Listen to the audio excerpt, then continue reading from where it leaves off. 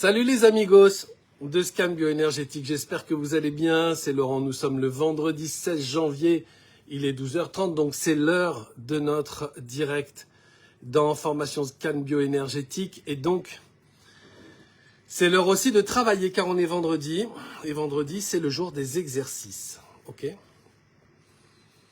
Alors, vendredi, jour des exercices. Une occasion pour moi de vous rappeler quelque chose de très important. Je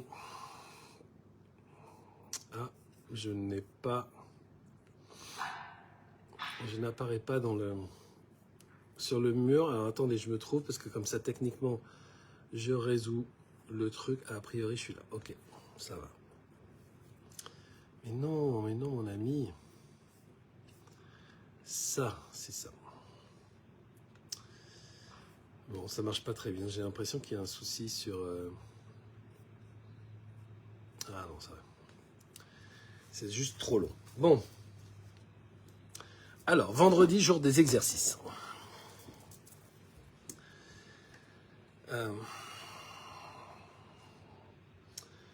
Je sais votre bonne foi et votre volonté d'apprendre à scanner. Je la sais, c'est pas un scoop, on travaille ensemble depuis maintenant 3 mois.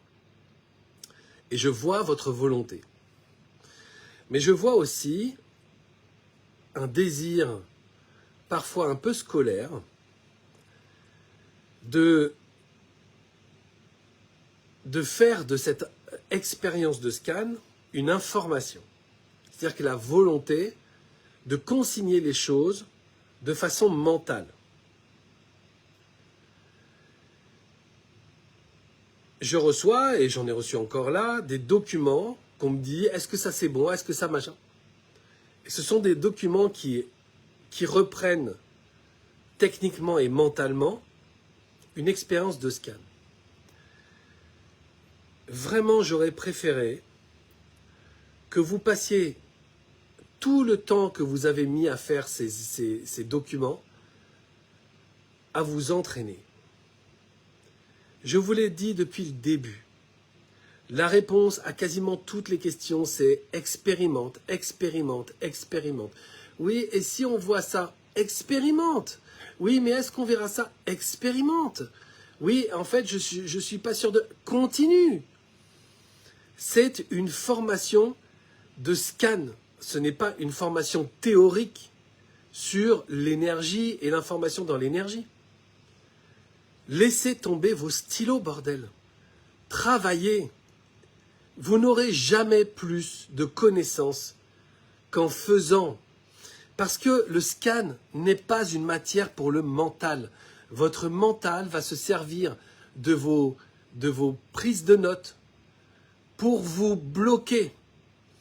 Parce que dans vos prises de notes, vous allez dire que les choses, vous allez figer, que les choses sont comme ci et comme ça. Et quand vous allez scanner, vous n'allez pas sentir ça. Sauf que vos prises de notes sont une espèce de vérité sacrée et divine auquel vous ne dérogerez pas. Mais mes amis, nous ne sommes pas là pour ça. Tous ceux qui s'éclatent dans le scan et qui le partagent, les Arnaud et compagnie, ne font qu'expérimenter. Donc lâchez ces foutus stylos. Arrêtez avec ça. Je comprends bien que vous avez appris les mathématiques, le français, les sciences, l'histoire géo, en prenant des stylos et des cahiers. Et en apprenant par cœur les choses. Mais quand je vois sur certains documents qu'on m'envoie, est-ce que c'est OK en métaphysique, que si on a ça, ça veut dire ça, donc la porte de sortie c'est ça. À quoi ça sert que tu le saches? Je vous ai dit, la première chose que vous devez faire avec les documents, de toute façon, je l'ai dit, j'ai prévenu les assistants, j'ai dit, ce sera une promo où lorsqu'on va leur mettre les livrets métaphysiques des malaises et des maladies et métaphysiques et psychomorpho dans les mains, là, tout va monter à la tête. Et il y en a qui vont avoir le cerveau qui va exploser parce qu'ils vont considérer l'information comme le plus important. Non, je vous ai dit et redit et je vous le répète. La première chose à faire, c'est de regarder le livret, puis le laisser.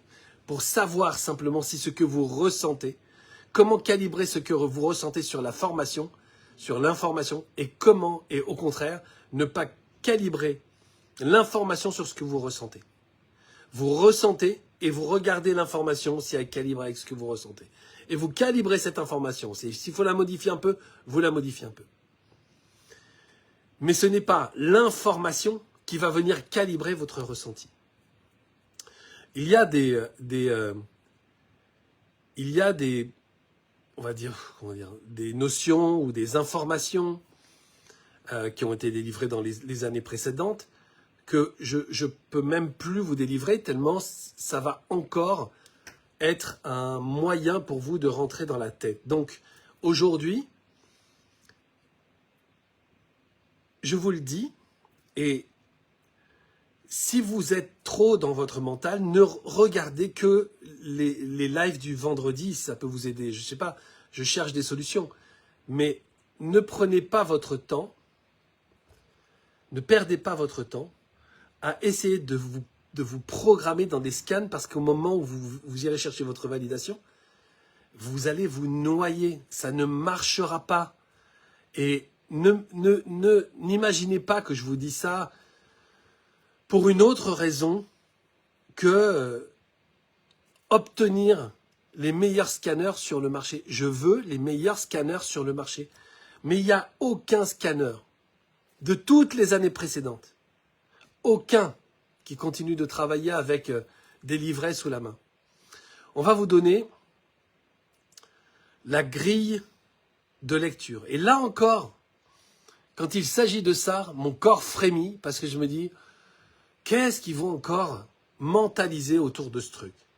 La grille de lecture, c'est en gros, qu'est-ce qu'on regarde quand on regarde une grille de validation, quand on regarde une vidéo de validation? Qu'est-ce qu'on regarde? Nous, on n'a pas de secret. C'est pas un examen, un examen scolaire. On n'a pas de secret.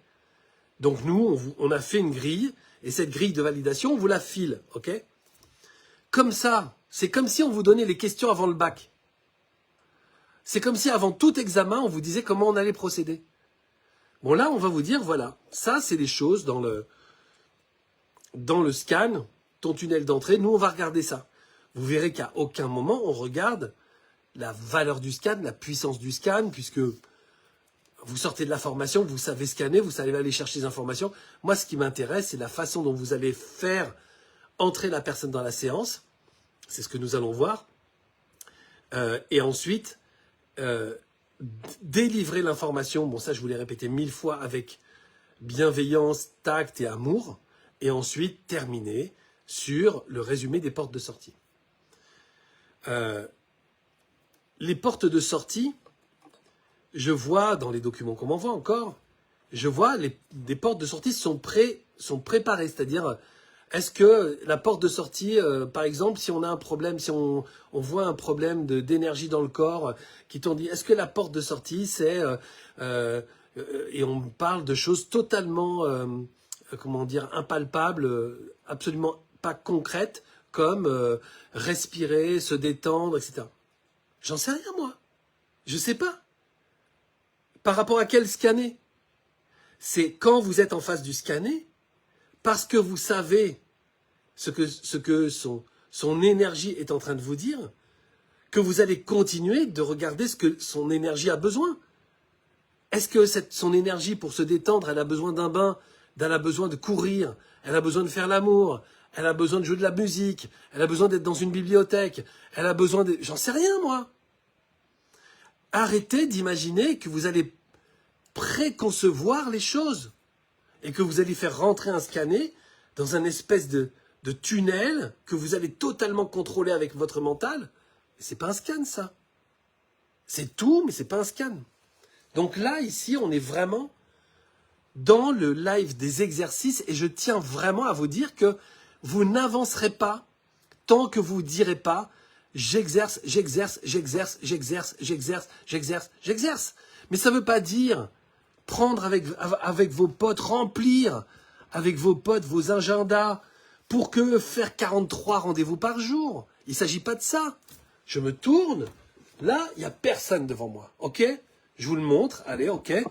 Voilà, vous voyez, il n'y a personne, il y a juste un jardin, une voiture. Ok? Déjà, ça, c'est de l'énergie. Comment va l'énergie de mon jardin? Comment l'énergie tourne? Est-ce qu'il y a des entités? Comment ça se passe? C'est quoi l'énergie qui est même simplement euh, euh, impliquée par la météo? Et puis, j'ai des gars qui font des travaux un petit peu plus loin.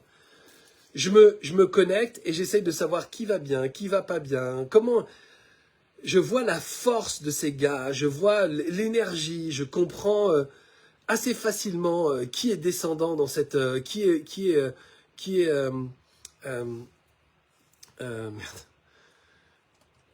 qui monte et qui descend en fait, qui vient de la terre, qui est bien dans l'élément, qui est bien dans son métier. Il y a par exemple, il y a 4 ouvriers et un qui est pas du tout dans cette énergie-là. Pas du tout. Ils sont constamment en train de lui dire hey, tiens, oh, tu oublies ça, prends un truc. Hey, tiens, t'as oublié tes clopes, elles sont là-bas.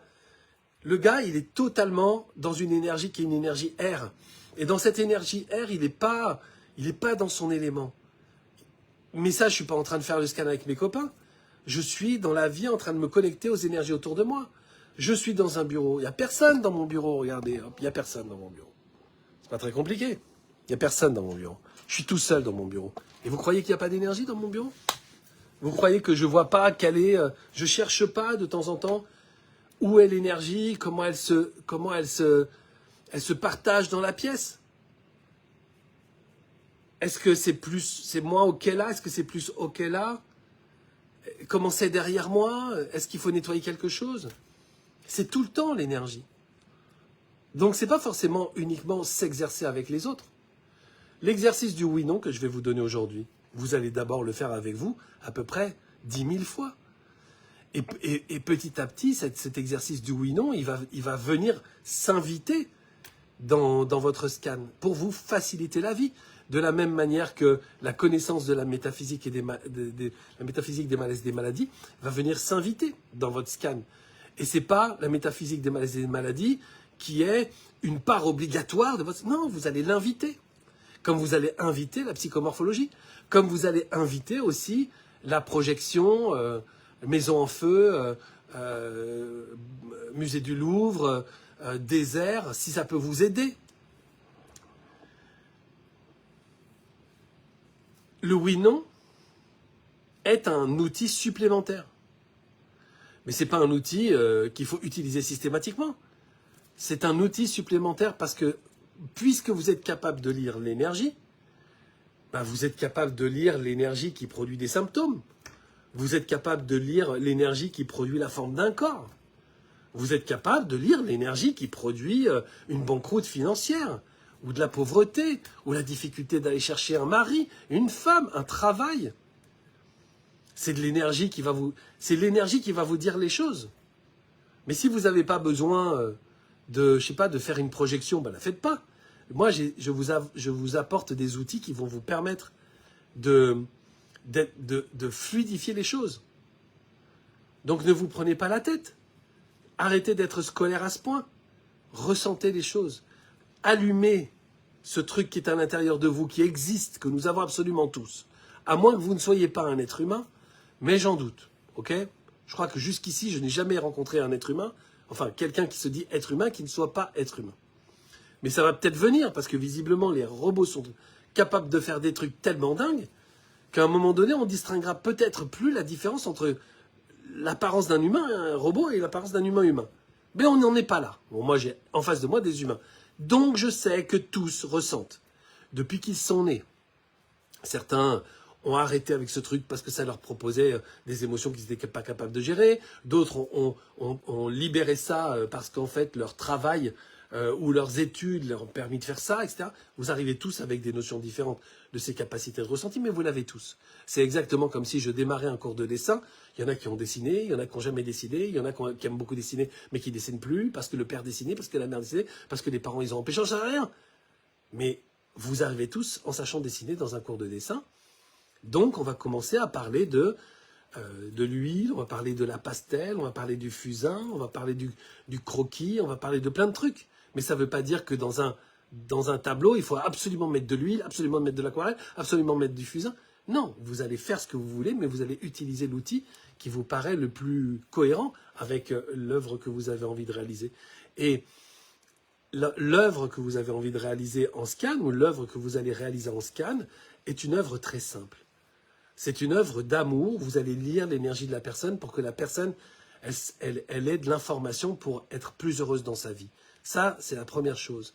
C'est la première chose qu'on demande et c'est un postulat. Donc, c'est même pas quelque chose qu'on va vérifier sur la grille de validation. Et en plus, après, on va juste regarder si les choses sont organisées de façon extrêmement simple. C'est tout.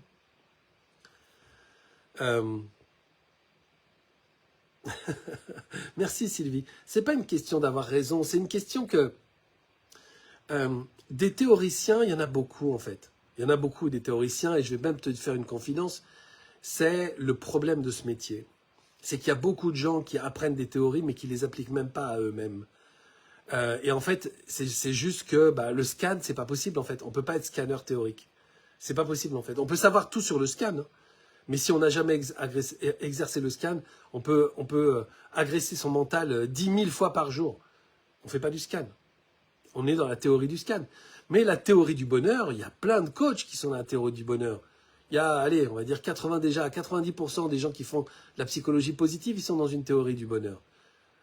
Donc, ils savent exactement comment il faut être heureux, mais ils ne l'appliquent pas à eux-mêmes. Donc, ce sont des gens malheureux, en dépression souvent, qui appliquent les trucs. Et en fait, ça fait la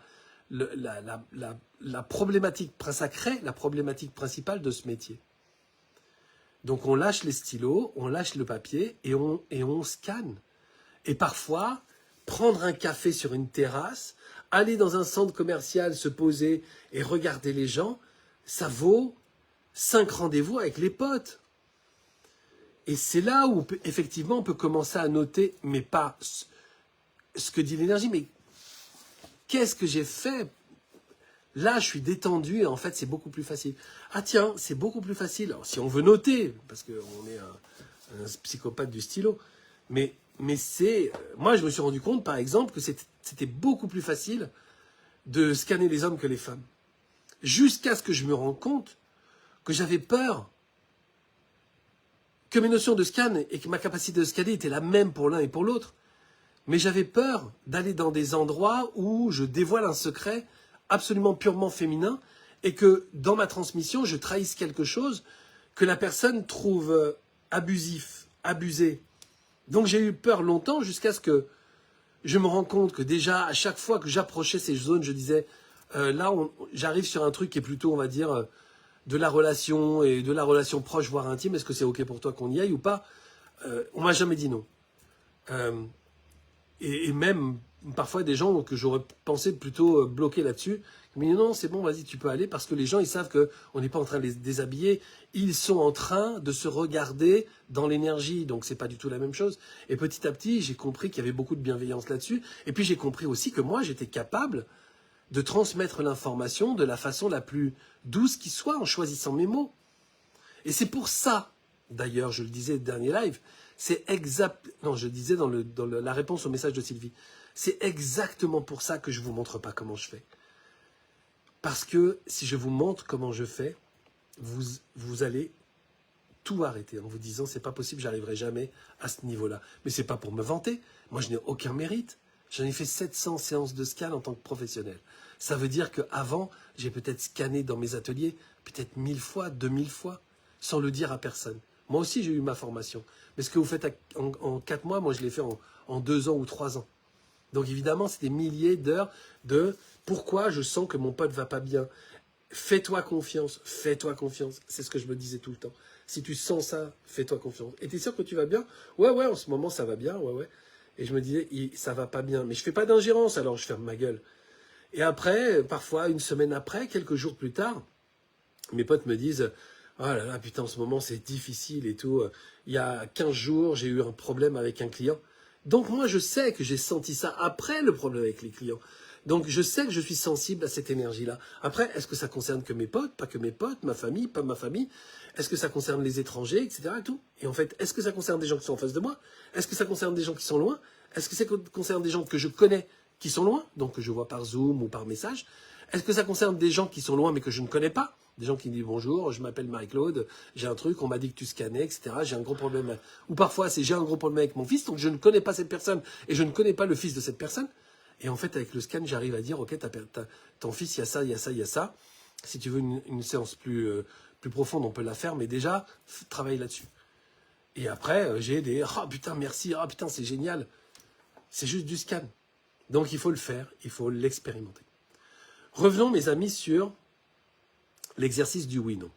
L'exercice du oui-non, c'est un exercice tout en sensibilité. D'accord? Donc ça veut dire que vous utilisez votre cerveau pour faire ça, votre mental et votre ego. Ben, vous allez mettre 10 ans parce qu'ils ne savent pas le faire. D'accord? C'est comme si je vous disais, essayez de regarder avec vos yeux la vibration qu'il y a à l'intérieur de vous. Oh putain, je vois pas, je vois mon t-shirt, je vois pas de vibration. Bah ouais, ça va durer 10 ans comme ça. N'utilisez pas le mauvais outil. Oui, non, c'est une sensibilité. Donc, votre concentration doit être portée sur votre corps. Et parfois, le non qui va être une contraction va être une toute petite contraction.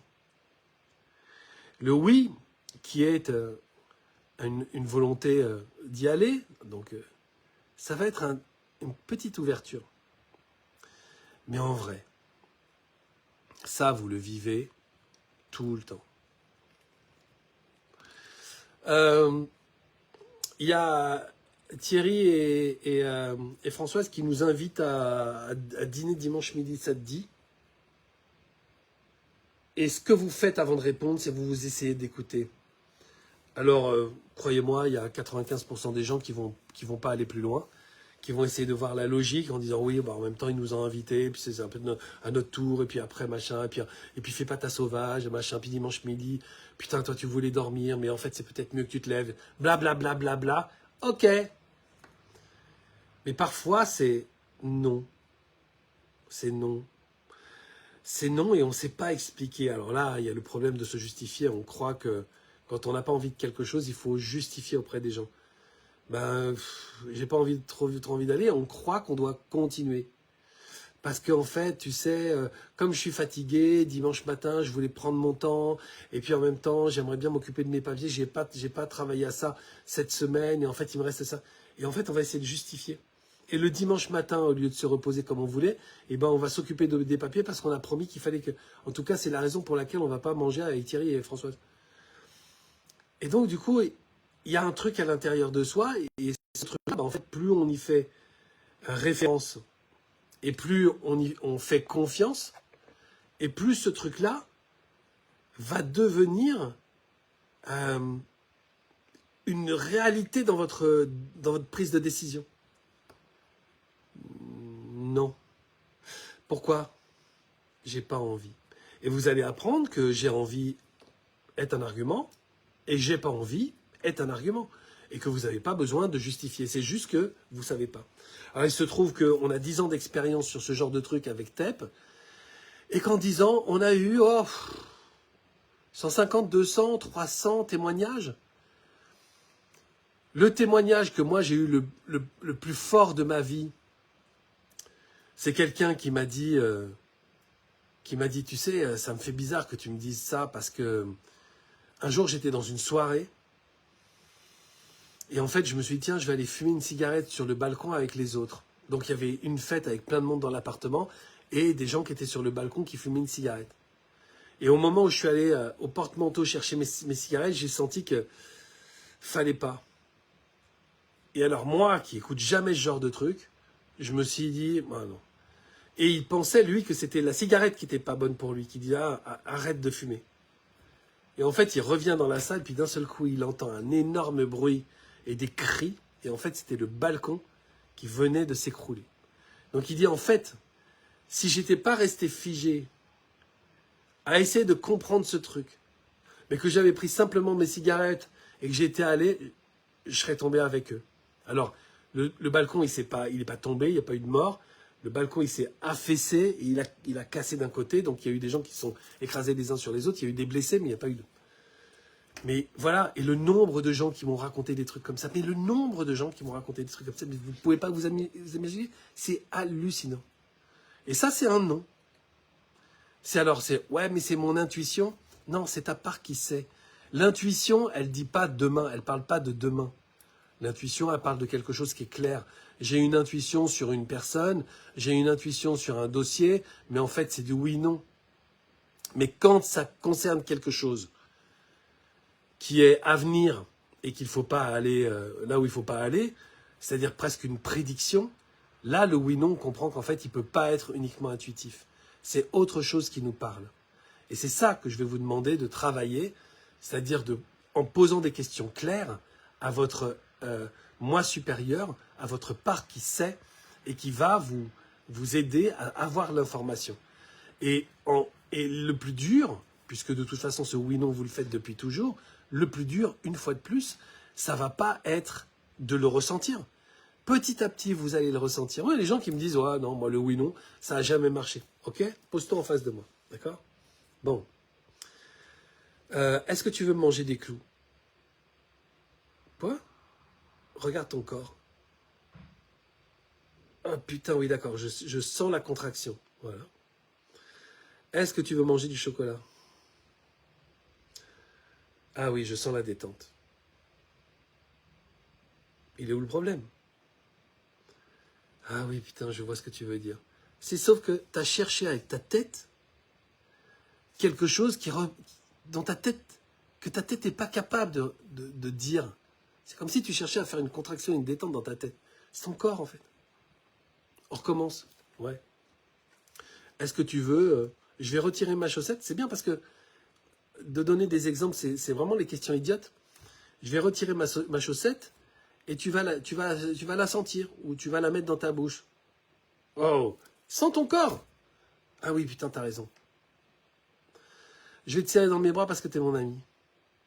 Sens ton corps. Ah ouais, putain, t'as raison. Est-ce que tu t'appelles Virginie et est-ce que t'es un dromadaire de 2 ans et demi? Sens ton corps. Et est-ce que tu t'appelles, et je dis le nom, est-ce que tu es un homme ou une femme d'à peu près tel âge? Sens ton corps. Donc c'est ça le oui-non. Le oui-non, donc à partir du moment où on commence à poser des questions, après tout le passage des questions idiotes, c'est donc les questions avec lesquelles vous allez vous entraîner maintenant, mais à un moment donné, vous n'allez pas faire des questions idiotes pendant 10 jours. Vous allez faire des questions idiotes pendant peut-être une demi-journée, ou 4-5 fois, ou 10 fois, jusqu'à ce que vous compreniez sans ton corps. Sans ton corps. Après, cette question, elle est partout dans le développement personnel. Ok, qu'est-ce que dit ta tête? D'accord, maintenant, qu'est-ce que dit ton corps? C'est un oui-non. Donc, vous allez vous entraîner une dizaine de fois, une quinzaine de fois. Et s'il faut 20 fois, il faut 20 fois, c'est pas grave. Jusqu'à ce que vous compreniez la contraction et la détente. La contraction et la détente. La contraction et la détente. Alors, effectivement, moi, je la localise, je l'hyper-localise en haut au-dessus du plexus, donc dans le thorax, ou dans le cœur, mais simplement sans ton corps. Sans ton corps. Une fois qu'on a commencé à maîtriser ça, enfin, c'est pas le problème, c'est que c'est normal que dans la lignée des questions, on va commencer à poser des questions qui nous intéressent plus particulièrement. Et aussi, dans le cadre d'un scan, on va poser une question qui intéresse plus particulièrement notre scanné. Et pour pas que notre scanné revienne en disant « Oh putain, j'ai fait un scan avec toi il y a 1 mois, tu m'as dit de m'engager dans cette relation, je suis tombé sur le pire enfoiré, le mec il m'a frappé, Et vous allez être coupable de ça, apprenez à poser les bonnes questions. Donc la question, c'est pas est-ce que c'est une bonne chose pour cette personne d'aller en relation avec ce type.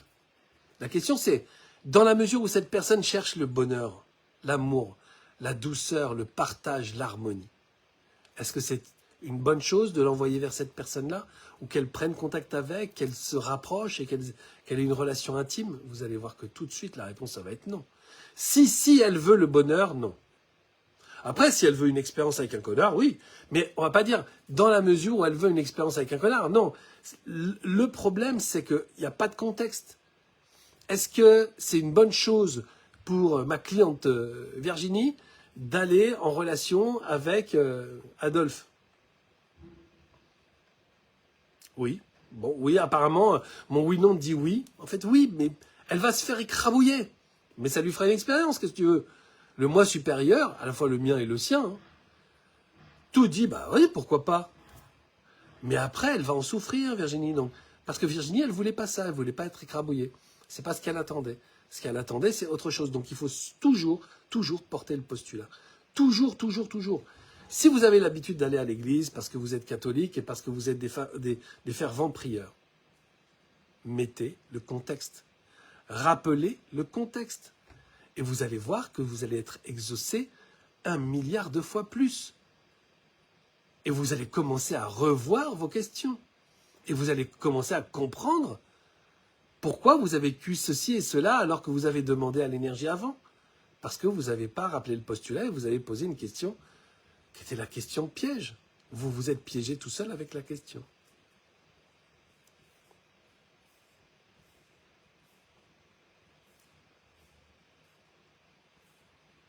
C'est passionnant, hein.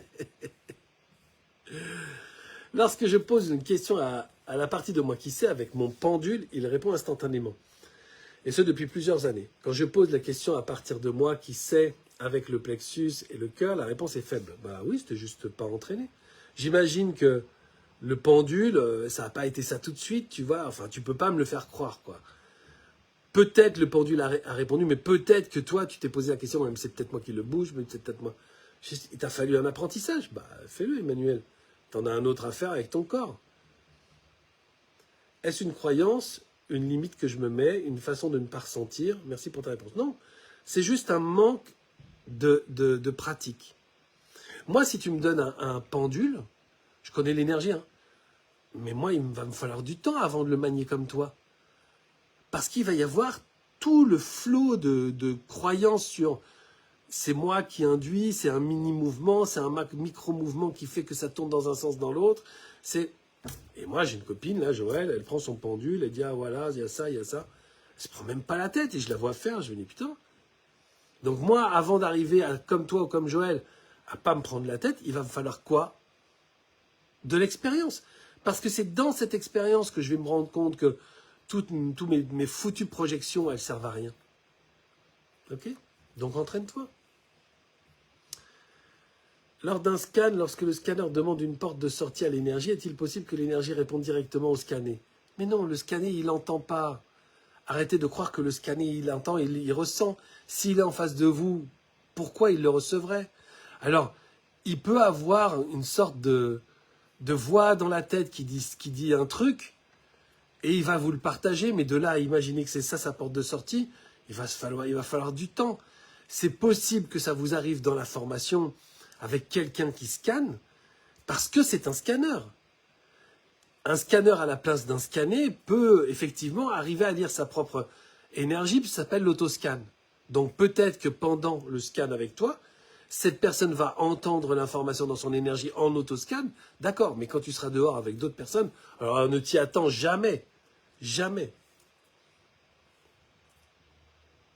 Pour le oui-non, j'ai l'impression que le oui, ça ouvre et que le non, ça ferme, ça rétracte. Bah oui, c'est ce qu'on dit depuis le début. Ça ne marche pas pour un fétichiste des pieds, par exemple, j'imagine que c'est... Ah oui, le coup de la chaussette. Tu as raison, c'est vrai. Ça dépend du postulat, toujours.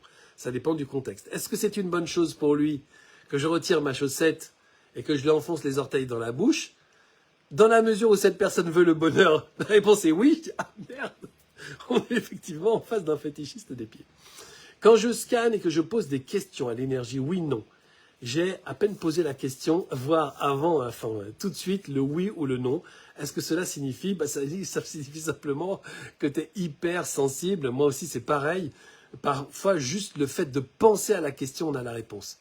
Alors, ça peut être de l'hyper-rapidité ou ça peut être aussi... Alors moi, comme j'ai été habitué à l'hyper-rapidité, le jour où j'ai pas reçu la réponse tout de suite, je me suis inquiété. Et je me suis dit, alors ça faisait quand même un moment que je pratiquais, ça faisait au moins peut-être 2-3 ans que je pratiquais. Donc j'avais pas idée que c'était un problème d'expérimentation, je les avais fait 1000 fois. Mais parfois ça met du temps à répondre, parce que parfois ça veut pas te répondre, parce qu'il faut que tu passes par un questionnement toi-même. C'est comme si tu disais à ton pote, tu crois qu'il faut, il y a une scène absolument géniale de oui-non dans Ocean Eleven, où George Clooney et Brad Pitt sont côte à côte dans un bar et ils disent Est-ce que tu penses qu'ils sont en train de faire un caisse et ils disent... Est-ce que tu penses qu'il faut une personne de plus? Ouais. Tu penses qu'il faut une personne de plus? Ok. On va prendre une personne de plus. Et l'autre, il n'a pas répondu du tout.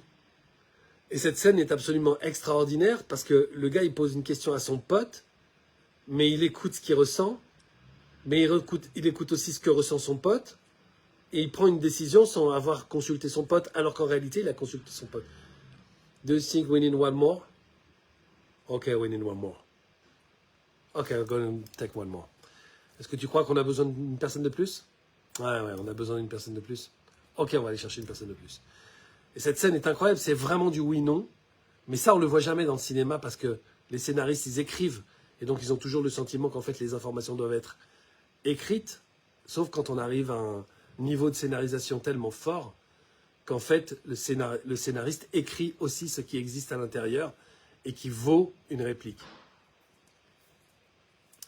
Est-ce que nos peurs, nos blocages peuvent influencer les oui-non? Est-ce que si on libère la peur ou le blocage, le non peut se transformer en oui inversement? Non, jamais. En tout cas, moi, je ne l'ai jamais vécu.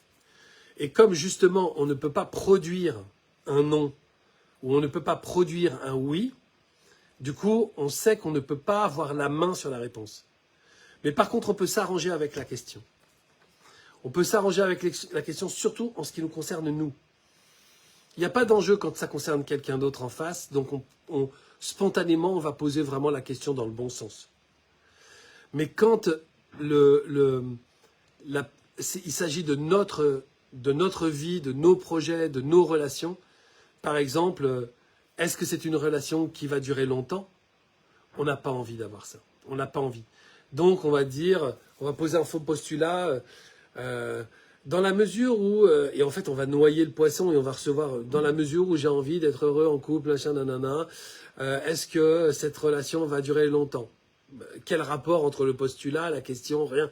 Mais on biaise. On est très fort pour se biaiser soi-même.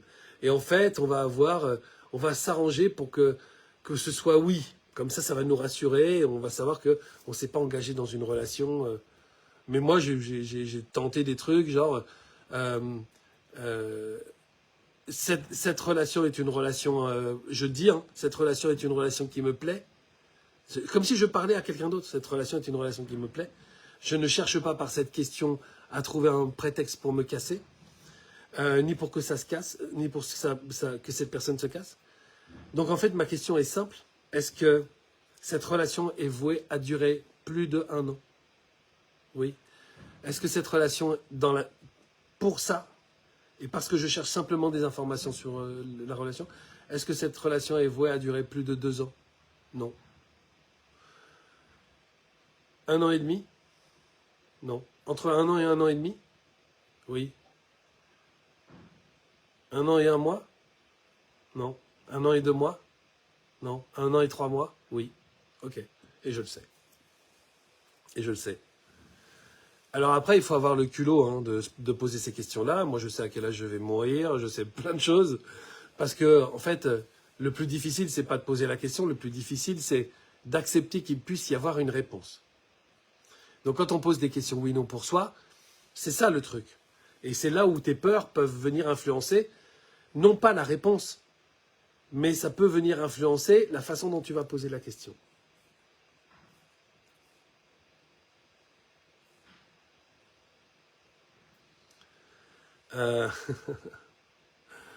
Coucou Sandrine. Merci pour le scanner, est un scanner aussi. Bah oui. J'ai l'impression que l'émotion qui dit la question crée un mot dans le corps aussi. Cela rend encore plus dur de lire la réponse. Aurais-tu un conseil? J'ai l'impression que l'émotion qui dit la question crée un mot dans le corps aussi. Je ne comprends pas. Ah oui, je pense que l'émotion qu'induit la question crée un mot dans le corps aussi. Non, en fait, non. C'est pour ça, en fait, qu'on est totalement... qu'on est vraiment en face de quelque chose qui répond, qui n'est pas nous. Et ce truc qui répond, tu vois, par exemple, j'ai fait un des premiers oui-non, je l'ai fait alors que j'avais une proposition de contrat absolument géniale à la télévision, où en fait, j'étais parti pour animer une émission qui était une quotidienne. Bon, à l'époque, c'était mon métier, j'étais animateur. Et en fait, je reçois le contrat et tout. Tout était merveilleux. Il faut voir que c'est une quotidienne où on gagne à peu près entre 6 et 8 000 euros par jour. À l'époque, en tout cas, mon contrat, il me proposait ça. Et en fait, donc on tourne plusieurs émissions. Donc on tourne 6 000, je crois que c'était 6 800 euros. Enfin, à l'époque, c'était des francs, mais ramenons-le à l'euro. Par émission, en fait, par émission tournée. Et donc, j'en faisais, je sais pas combien pour une semaine. En fait, je faisais l'émission, j'ai fait le mois d'émission en une semaine et le reste du temps, j'avais du temps libre.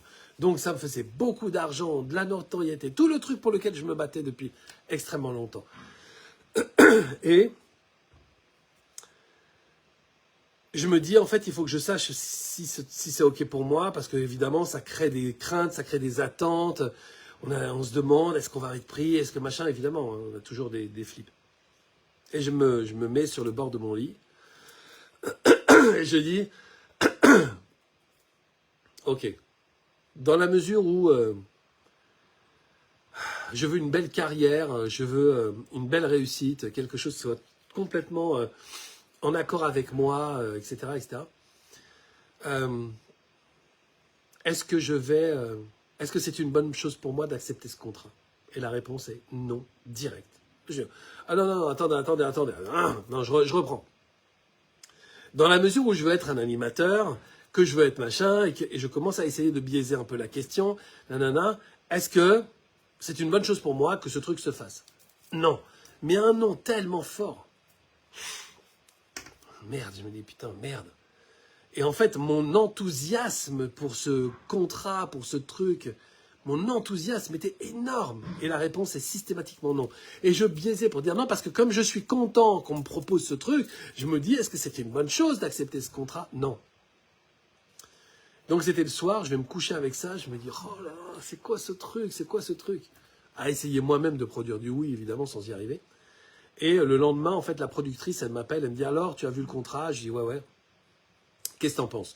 Je dis, ah bah, c'est super et tout. Elle me dit, bon, écoute, je t'adore, on travaillait déjà ensemble depuis quelques années. Elle me dit, écoute, je t'adore. Est-ce que tu as 5 minutes? Oui.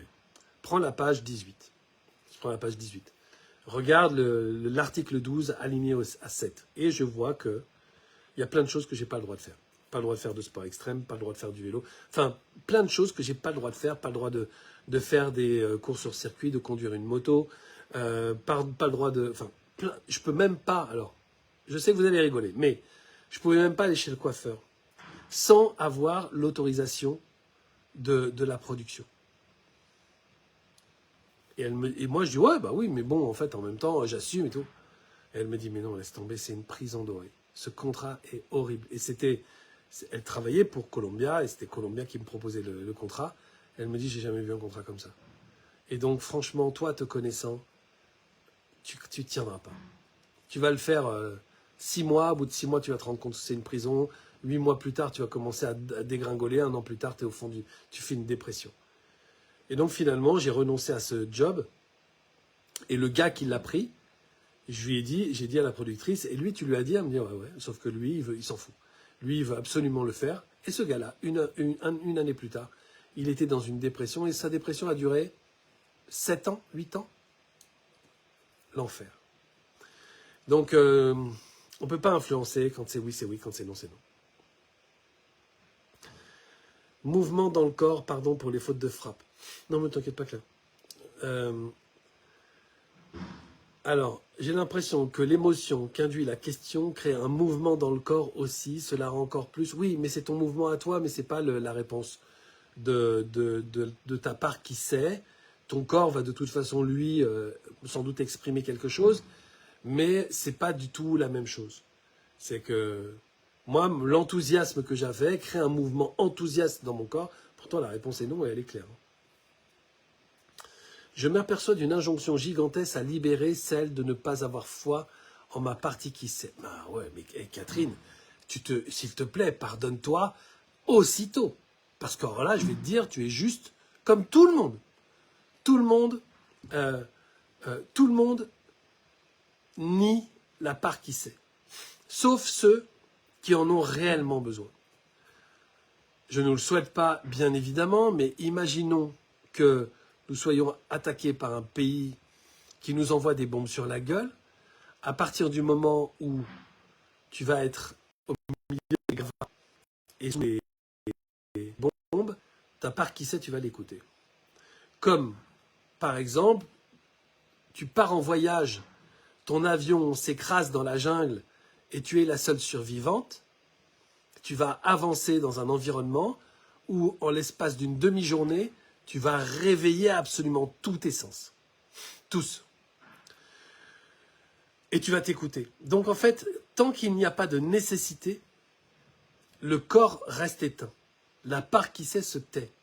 Mais quand il y a une nécessité parce que le sujet est urgent, ou quand il y a une nécessité parce que c'est important pour toi, simplement parce que tu as envie d'en faire un métier, ou simplement parce que tu as envie de développer ça, la part qui sait commence à parler. Merveilleux, hein, ces questions. Merci Claire, Catherine, etc. Merci beaucoup. Donc cet exercice du oui-non, il va vous permettre, d'abord pour vous, de comprendre comment il fonctionne. Donc entraînez-vous sur vous. Et après, quand vous êtes prêt, d'ici 2 jours, 3 jours, essayez. Essayez de faire un scan en disant, tiens, je vais aller chercher le oui-non. Ou bien, je te scanne.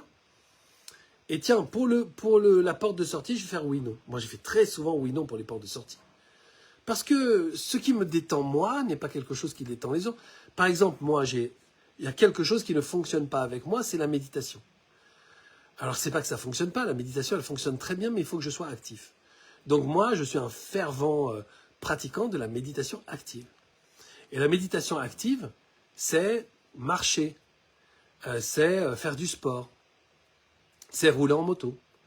Et je suis en méditation. Mais l'intégralité de mon esprit est là.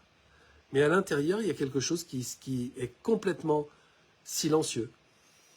Mais si je m'assois sur un tabouret ou un coussin et que je commence à méditer, je sens que ça commence à bouillir, et mon corps demande du mouvement. Donc je sais, par exemple, que spontanément, ça ne va pas me venir de dire, tiens, est-ce que tu connais la méditation ? Je ne suis pas en train de partager un truc que j'aime, parce que j'aime pas ça. Donc, je vais proposer ça. Est-ce que la méditation serait une solution, comme porte de sortie, pour retrouver le calme ? Mais pour cette personne-là ? Oui. Ok. Donc moi, je sais que là, je vais parler de quelque chose que moi, je pratique jamais. Et si on me dit que c'est le golf, j'en ai jamais fait. Je me suis jamais retrouvé de ma vie sur un terrain de golf. Pour jouer au golf, en tout cas. Mini-golf, mais pas terrain de golf. Donc si c'est un sport, ok, c'est un sport dehors, ouais, ok, c'est un sport dehors. Peut-être le golf, ouais, le golf, et la personne en face, elle dit, putain, c'est génial. J'ai fait du golf pendant 5 ans, j'ai arrêté depuis 2 ans, et c'est vrai que ça me manque. Ben voilà, et en fait, on est là, en train de dire, putain, mais c'est génial, dans notre tête. Parce qu'en fait, on est tombé sur le truc que cette personne fait, qui a des millions de kilomètres de ce que nous, on aurait pu imaginer, parce que nous, on ne le fait pas. Ok ? Les amis, on va se rapprocher tranquillement du dernier pilier, qui sera un pilier vraiment sur la pratique, et qui sera un pilier sur la pratique du scan, alors pas forcément en vue de la validation, mais à partir des grilles de validation pour vous préparer. Vous savez, peut-être vous ne le savez pas, mais en fait, depuis 2 ans, on a mis en place le cours de validation. Et ce cours de validation, c'est un cours qui a lieu au mois de mai-juin. Et dans ce cours de validation, il y a des directs, tout est en ligne. Le pilier est aussi en ligne. Et en fait, c'est un pilier où en fait, on va lever absolument toutes les objections. Et les objections de la validation, c'est souvent dans le caractère même de la séance. Donc on travaille à partir de la grille et on lève les problématiques qui naissent à partir de la grille. Et après, c'est comment on s'installe, comment on fait de la promo, comment on parle aux gens, etc. Tout ça, c'est dans le cours de validation. Donc on en parle un petit peu dans le prochain pilier, mais tout ça, c'est dans le cours de validation. Pourquoi on a fait ça ? Je l'explique aussi d'ailleurs à Sylvie. C'est qu'en fait, il y a des gens qui en ont rien à foutre de la validation. Donc quand je passe du temps à leur expliquer comment on fait pour devenir un professionnel du scan, ils attendent, puis ils viennent me voir à la pause en disant mais on va faire ça pendant toute la journée, là, parce que moi, la validation, ça ne m'intéresse pas. Et moi, j'ai toujours imaginé que Enfin, pendant un long moment, j'ai imaginé que Scan, ça n'intéressait que des thérapeutes. Et en fait, ça n'intéresse pas du tout que des thérapeutes. Il y a à peu près 40% des gens qui demandent la validation pour en faire leur métier. Mais il y en a, ils sont médecins, le Scan va les aider. D'autres, ils sont professeurs des écoles, le Scan va les aider. Ostéopathes, etc. Il y a plein de gens qui ne veulent pas, qui veulent utiliser l'outil sans avoir forcément la valide, ils s'en foutent. Donc du coup, on a sorti cette partie-là. Okay, donc on travaillera sur la structure, parce que la structure est importante pour tout le monde, mais on travaillera dans le cours de validation sur tout ce qui est mise en place d'une séance, et on va lever toutes les injonctions qui disent j'ai peur, je peux pas, j'y arrive pas, j'y machin, il va falloir que je me montre, comment je sais pas, j'y connais rien en marketing, blablabla. Tout ça, c'est cours de validation. Ok ? Oui, non. Je vous laisse bosser là-dessus. Ok ? N'hésitez pas à poser. Surtout, rappelez-vous que ce groupe, c'est un groupe d'échange. Donc, si vous n'échangez pas sur un groupe d'échange, on ne peut pas grand-chose pour vous, puisqu'il se trouve qu'on ne vit pas avec vous, on n'est pas posé sur votre canapé, on n'est pas disposé constamment à répondre à vos questions quand ça vous pète. C'est à cet endroit-là que ça se passe. N'hésitez pas à le dire. Ce n'est pas une faiblesse de dire ça, j'arrive pas à le faire. Expliquez-moi, est-ce que vous avez un truc pour m'aider ? Et évidemment, on a 6 extraordinaires assistants qui sont là pour vous répondre. Et rappelez-vous que ces assistants, je les prends pas parce que je les aime.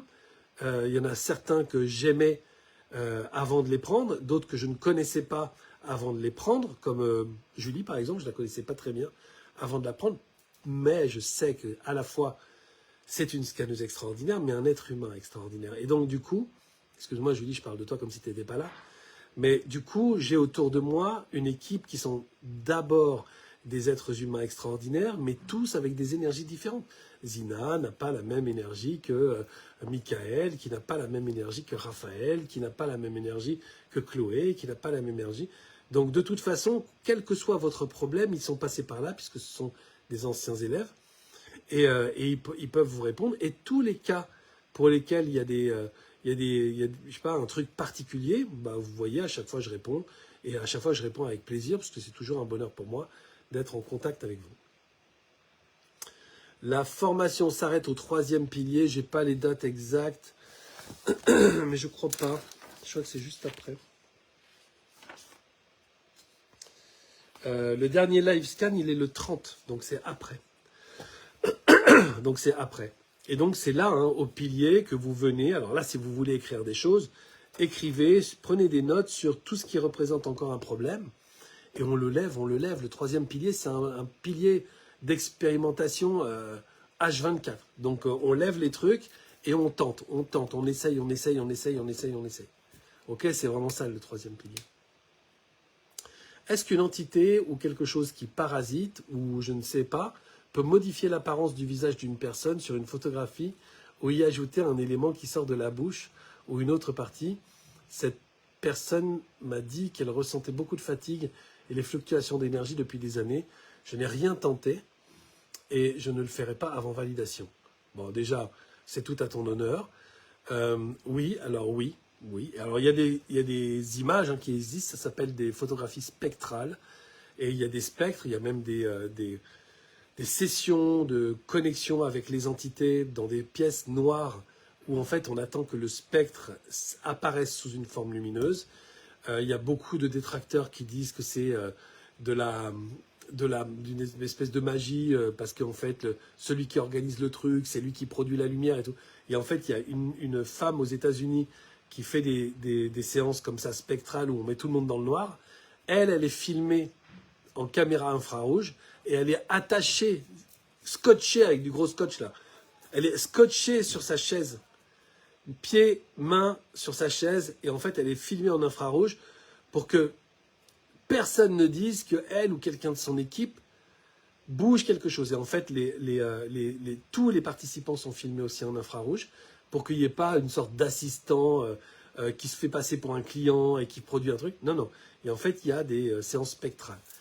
Les photographies spectrales, c'est aussi des photographies où il y a 3 personnes qui sont photographiées, mais on en voit une 4e sur la photo, où effectivement il y a quelque chose qui sort de la bouche. Donc ça, ce sont des photographies spectrales. Mais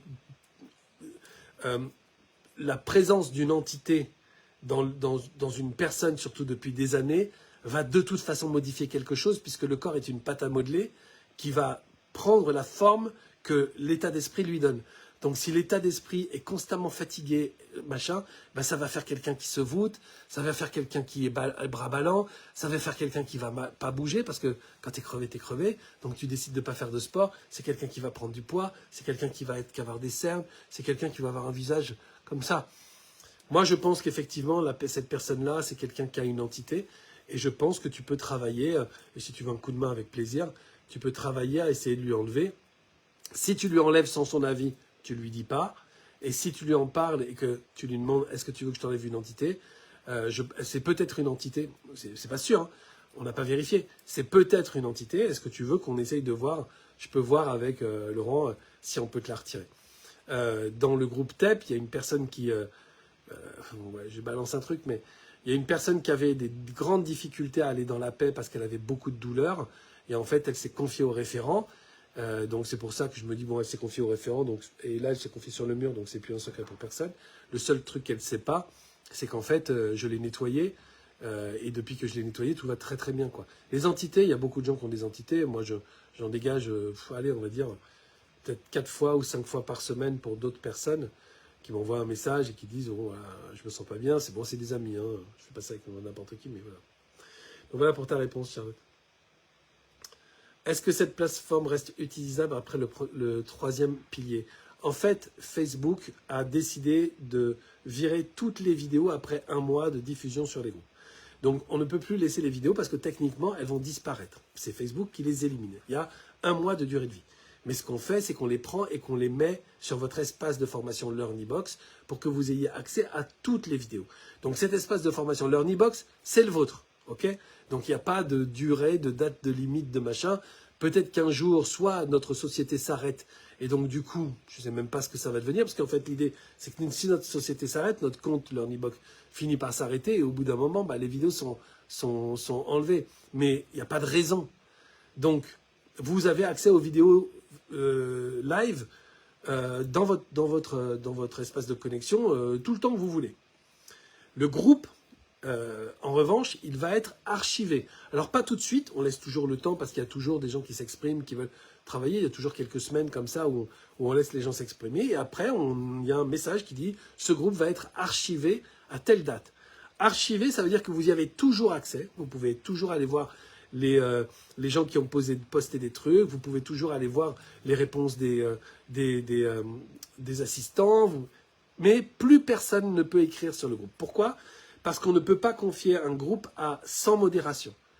Le groupe sans modération devient très rapidement un espace de publicité où tout le monde se lâche sur j'organise un atelier, je fais des trucs, je fais de ça, qui représente, sans que les gens n'ont pas le sentiment enfin en tout cas, ils ne s'en rendent pas compte, mais ça représente du détournement de clientèle. Et le détournement de clientèle est quelque chose qui est puni par la loi parce qu'on ne va pas faire de la publicité dans un groupe qui réunit les clients de quelqu'un. Moi, si je vais à la boulangerie et je vais dire « Mesdames et messieurs, j'ouvre une boulangerie là-bas », le boulanger me fait un procès direct et il gagne tout de suite. Il suffit qu'il ait 2 témoins et que les 2 qui ne connaissent pas et qui n'ont pas forcément de rapport avec le boulanger, ils disent « Bah oui, moi j'ai vu, j'étais dans la queue et cette personne est venue dans la boulangerie dire « J'ouvre une boulangerie là-bas ». Et voilà, ça c'est du détournement de clientèle et c'est interdit par la loi.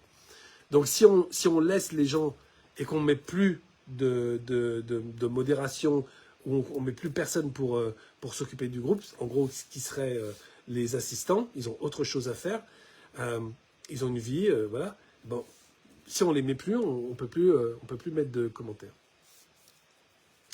Le cours de validation, oui, il est optionnel, c'est comme si c'était une autre formation. Je te réponds clair.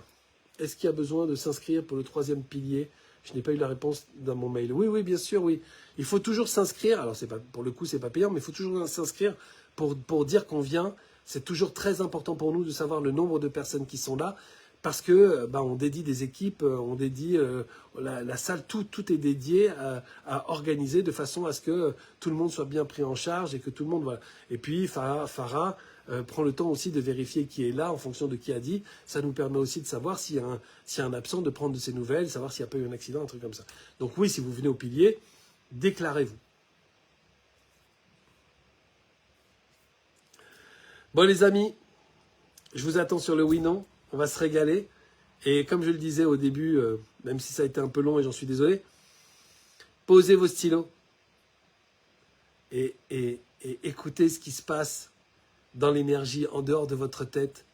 Il y a un espace immense de découvertes absolument fabuleuses qui vous attend. Ne vous coupez pas de ça, quoi. La semaine prochaine sur place, génial Yannick. Tu aurais dû recevoir un mail. Tu aurais dû recevoir. Vient de te dire Emmanuel. Oui, tout le monde a reçu un mail pour l'organisation du pilier. Je vous embrasse, prenez bien soin de vous, à très bientôt. Ciao.